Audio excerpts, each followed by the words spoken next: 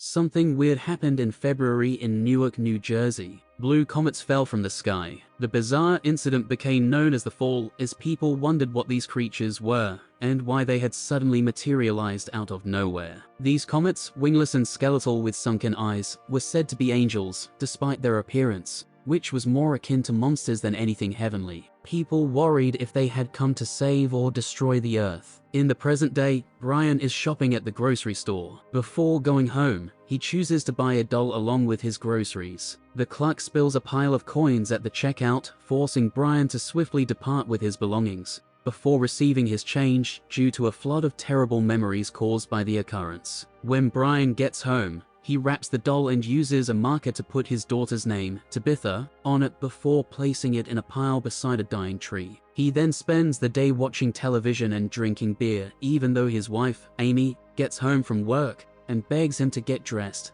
so they can leave for their support group. Brian, on the other hand, rejects them because he believes the other parents in the group are not like them. Those couple's children are no longer living, but Tabitha is still missing, so they might be able to find her. This explains why Brian keeps the Christmas decorations and everything in Tabitha's room up. Amy realizes how difficult it is for him, but she wishes he communicated more because she has her shift covered specifically for this, which is not an easy assignment at a police station. Amy resolves to go on her own, despite their psychologist's advice that support groups might help them move on. The next day, Brian sees a hypnotist, who hypnotizes him to help him recall the afternoon Tabitha went missing 16 months before. Tabitha had been fetched up from ballet and taken to have ice cream by Brian. There was a dog outside the store, and Tabitha insisted on going out to pet it, so Brian let her leave as long as he could still see her through the business's glass facade. However, as the clerk dropped his change, Brian looked away for a split second to pick it up, and Tabitha vanished. Brian rushed outdoors, and owing to the therapist's assistance, Brian remembered a minivan and the number of its number plate. After that, Brian goes to Amy's coworker,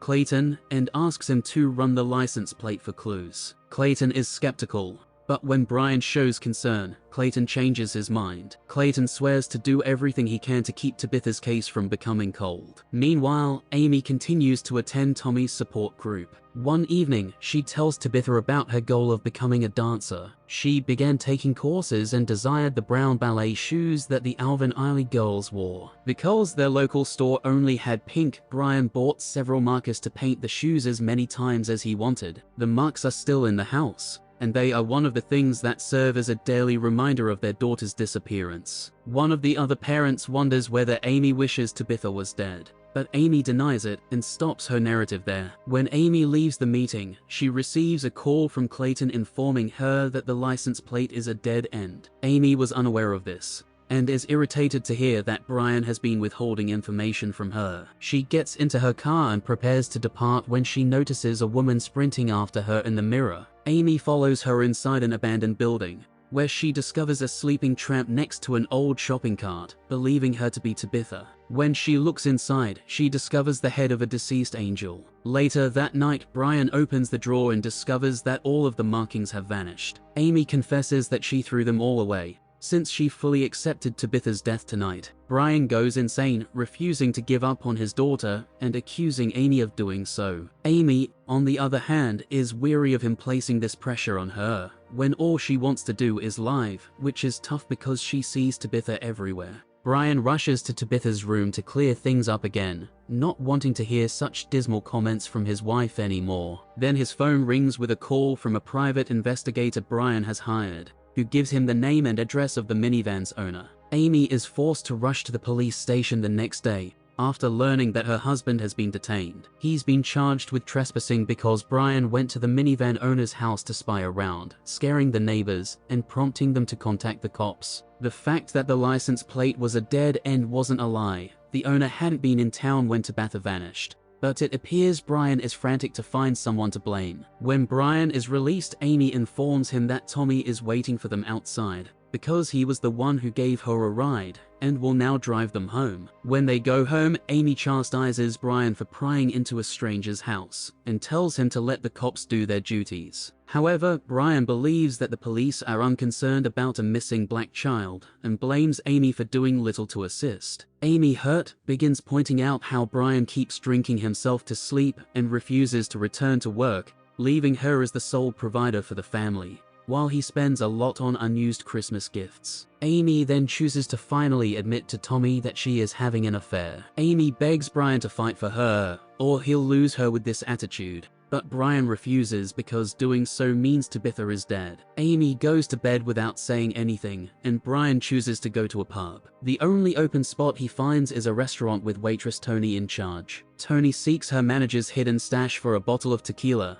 since Brian wants something heavy to drink. Tony invites Brian to get active with her when she notices he's depressed, but Brian declines as he shows her his wedding ring. Tony worries why a married man is shooting shots alone at a pub at 2 a.m., while Brian wonders how someone so young turned so cynical. Tony argues that she is not jaded, but rather smart as a result of an insight she had last week. She had just finished her shift at the restaurant, and a baby who wouldn't stop wailing was driving her insane, so she stepped outside to smoke. That's when she observed a man selling illegal drugs across the street and chose to inquire about something to help her get through the day. His wares turned out to be pure angel blood. It seems that individuals were catching angels and selling their body parts. Tony got some and tried them out, surprised with how sharpened all of her senses became. Tony felt as if she could see the beginnings of everything around her, but the sensation was too intense for her to manage, and she ended up heading to the toilet to puke. When she glanced in the mirror afterwards,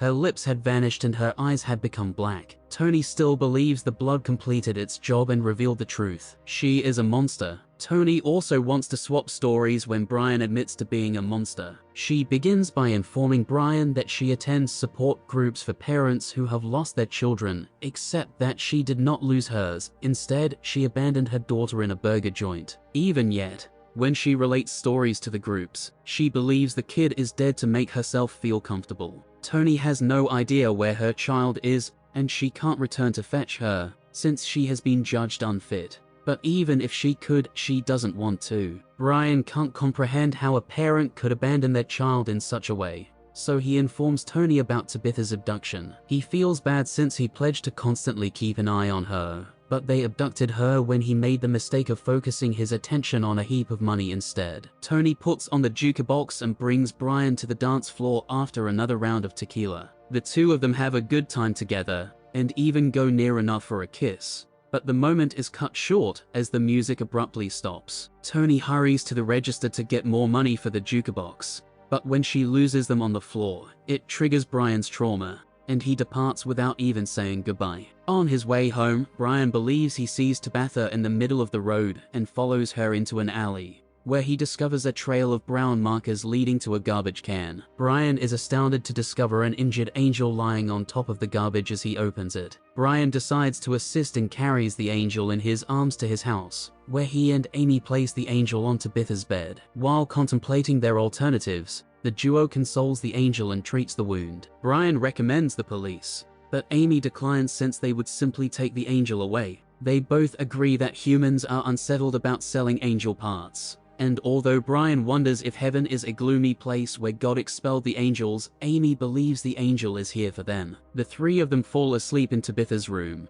and the angel feels so much better in the morning that it chooses to share its blood with them. It takes some blood from its wound and places only a drop on Brian's and Amy's tongues, which is enough to make the trip. The angel blood appears to hasten the grieving process, and the pair begins passing through the various stages in minutes. Brian reveals he doesn't know who he is without his daughter, and Amy grows weary of the stinky tree, so she pulls it down and starts tossing gifts about. Then Brian collapses on the floor only to ask Amy if Tommy was having a good affair seconds later. Brian exits his house and goes all the way to the support group to hit Tommy, when Amy says yes. Amy is happy when he returns since he is genuinely fighting for her, and she assists him bandage his hand. The pair starts talking about the night at the movies when they moved from friends to lovers, and then they kiss, finally feeling bonded again. They continue to get busy in the center of the living room, and the angel soon walks over to watch them and pour his blood all over them from his neck. A dazzling light covers the pair, and as they finish, Brian and Amy open their eyes to find themselves at a theater.